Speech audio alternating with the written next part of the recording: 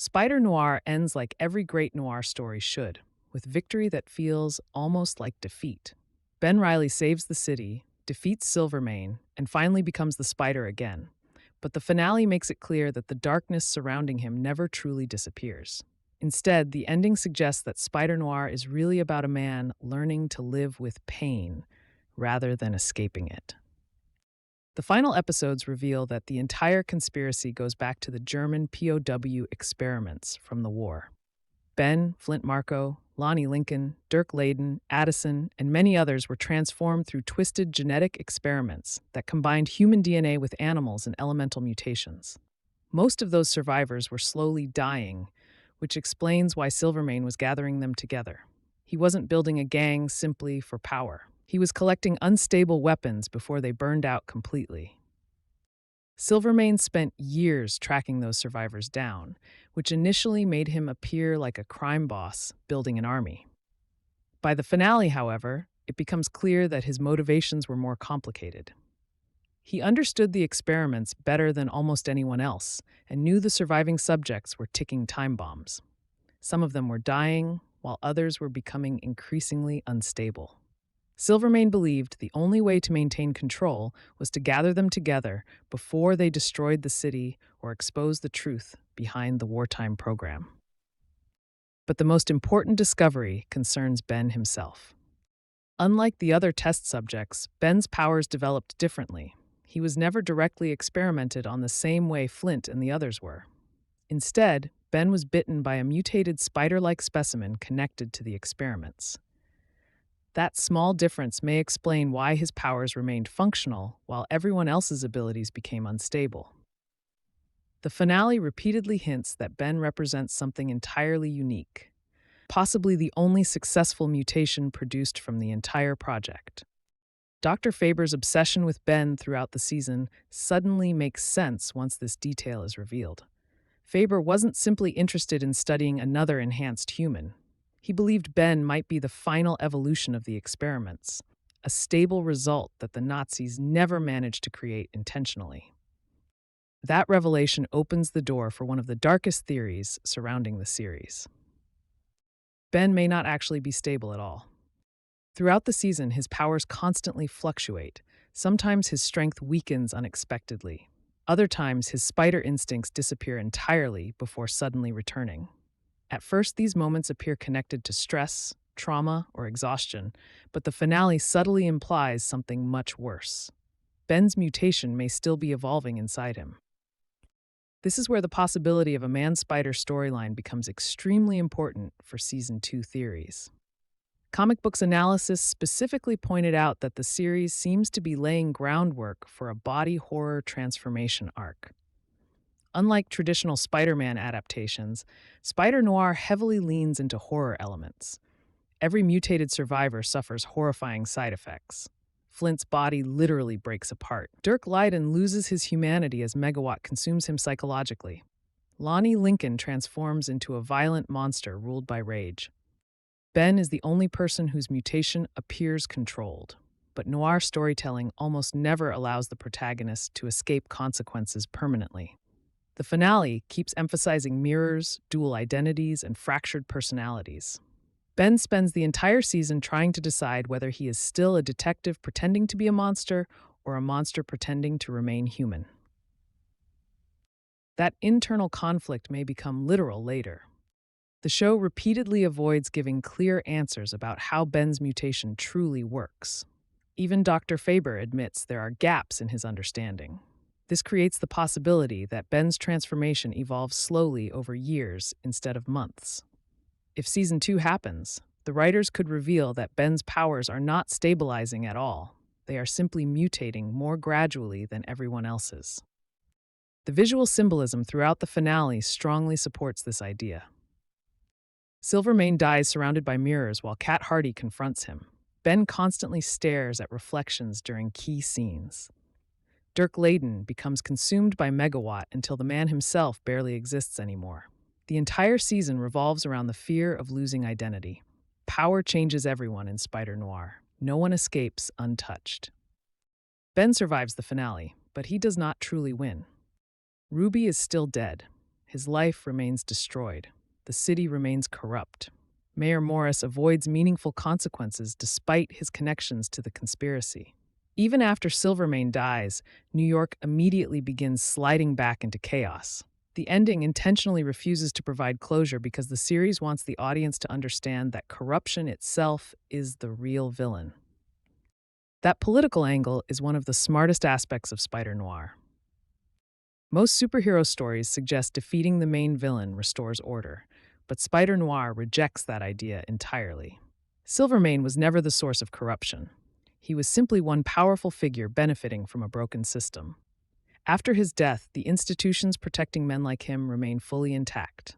The city survives, but nothing actually improves. That bleak conclusion perfectly fits classic noir storytelling.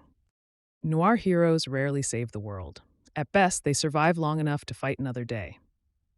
Ben reopening the detective agency at the end initially appears hopeful, but the surrounding details tell a darker story. The office remains isolated and empty. The streets outside are still filled with violence and fear. The phone ringing in the final scene almost feels like a curse rather than an opportunity. Ben solved one case, but New York will never stop creating more. Another fascinating aspect of the ending involves Cat Hardy. At first, the finale frames Cat as someone finally seeking redemption. She turns against Silvermane, helps expose parts of the conspiracy, and reconnects emotionally with Ben. But the final episodes constantly remind viewers that Cat survives through manipulation and adaptation. She betrays Ben earlier in the season, lies repeatedly, and indirectly contributes to his capture. Ben himself admits he cannot fully trust her anymore. That unresolved tension feels incredibly deliberate because Cat represents the classic noir femme fatale archetype. In traditional noir stories, the femme fatale rarely becomes completely heroic. She survives because she understands how to navigate corruption better than anyone else. The ending leaves Cat's future intentionally ambiguous. She leaves alongside Flint Marko after the conspiracy collapses, but the series never confirms what they plan to do next. On the surface, it looks like two broken survivors escaping the violence behind them. But another interpretation is far darker. Cat and Flint may actually be building something new. Flint's survival is especially important because he understands Silvermane's empire better than almost anyone left alive. He knows the criminal underworld, the experiment history, and the political connections protecting the conspiracy. If Cat and Flint wanted to establish their own operation elsewhere, they possess everything necessary to do it. There's also the question of whether Flint truly lost his powers permanently. The antidote supposedly stabilizes him, but the finale carefully avoids confirming whether the mutations are completely gone. Flint's condition may simply be dormant. If his powers remain buried beneath the surface, future stress or trauma could easily reactivate them. That possibility fits perfectly with Spider-Noir's themes. Nobody in this world truly escapes what happened to them. Flint is especially tragic because he spends most of the season trying to convince himself he deserves another chance. He regrets the violence he committed while working for Silvermane, but the show repeatedly asks whether redemption is actually possible after crossing certain lines. Letting Flint survive instead of killing him may have been the crueler outcome. He now has to live with everything he did. Robbie Robertson becomes one of the most important characters in the finale, despite not participating directly in the action-heavy climax. By founding the Harlem Herald, Robbie positions himself as the moral opposite of Silvermane's empire. Ben fights corruption physically, while Robbie fights it through truth and journalism. Their friendship becomes emotionally central because Robbie is one of the few people who still believes Ben can remain a hero. Many fans immediately compared Robbie's future role to Commissioner Gordon in Batman stories.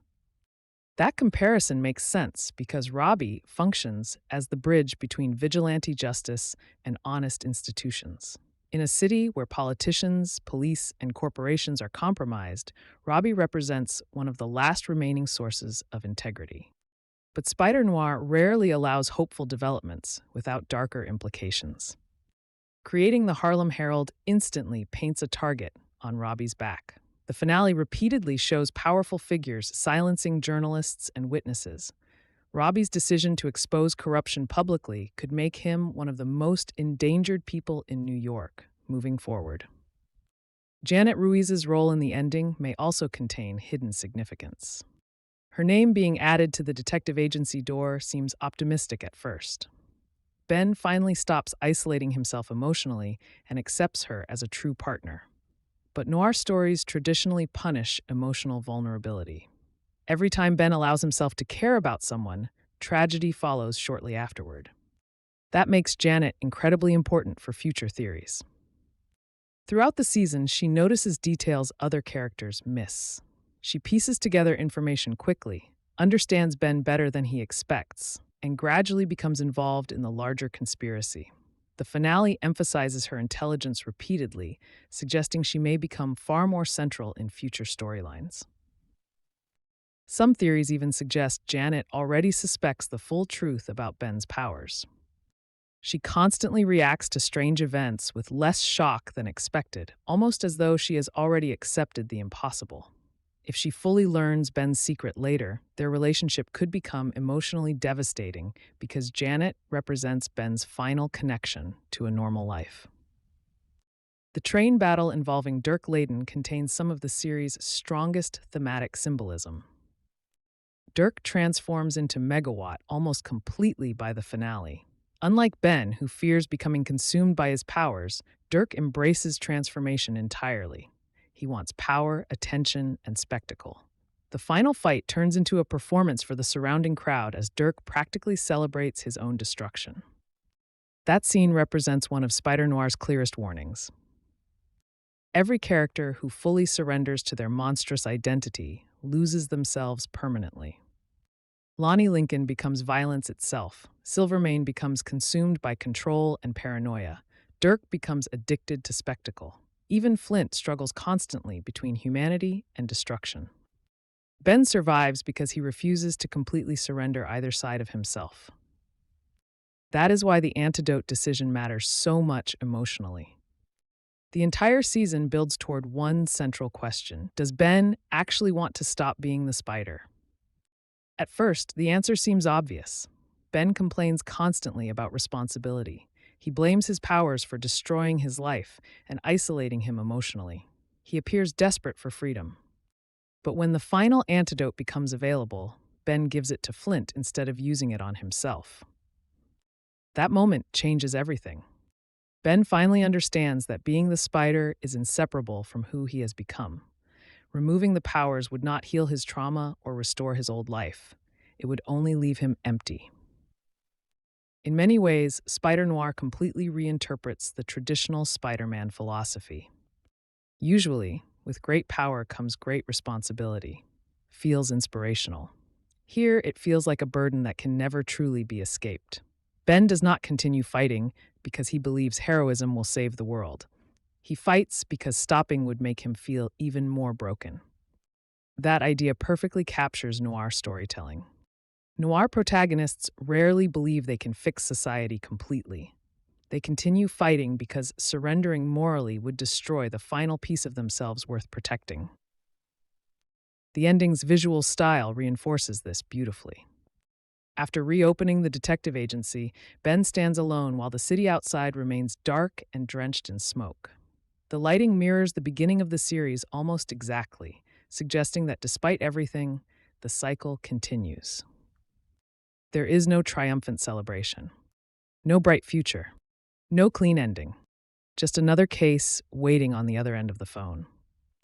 The finale also quietly hints at larger threats beyond Silvermane.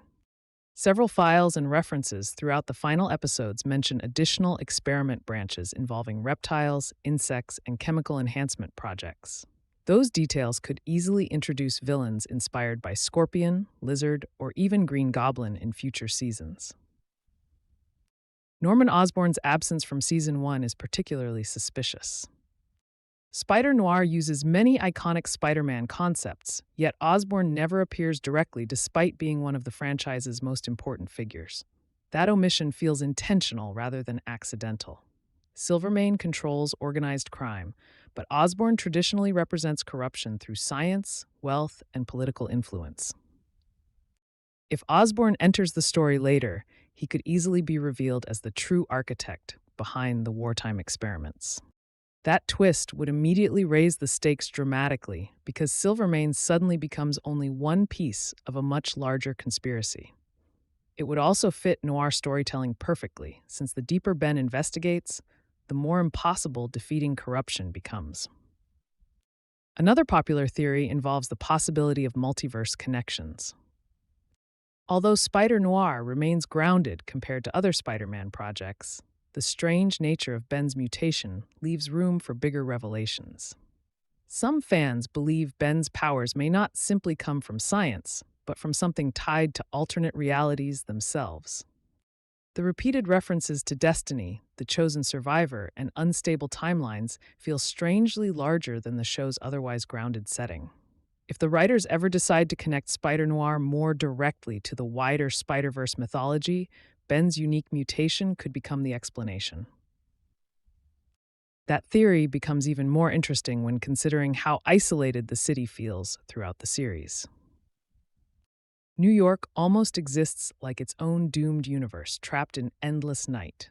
The cinematography constantly creates a dreamlike atmosphere where reality itself feels unstable.